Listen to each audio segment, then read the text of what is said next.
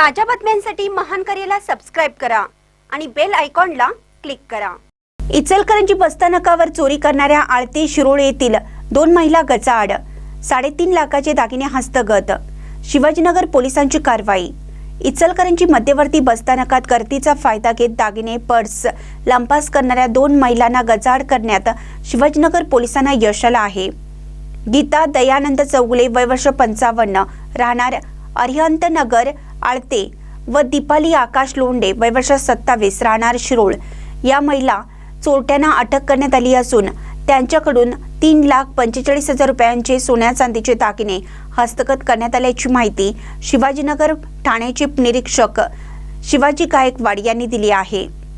20 डिसेंबर 2025 रोजीच्या दुपारच्या सुमारास सौ कांचन संजय कांबळे वय 50 राहणार बौद्ध विहार या मध्यवर्ती बस स्थानकातून पुणे येथे जात असताना चोरट्यांनी त्यांच्या पर्समधील 3,45,000 रुपयांचे सोन्याचे दागिने लंपास केले होते।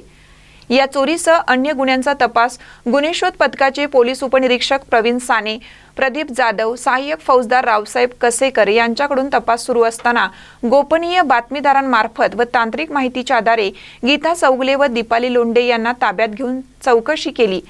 त्यांनी चोरीची कबुली दिली। त्यांच्याकडून 3,45,000 रुपयांचे सोन्याचे दागिने हस्तगत करण्यात आले आहेत।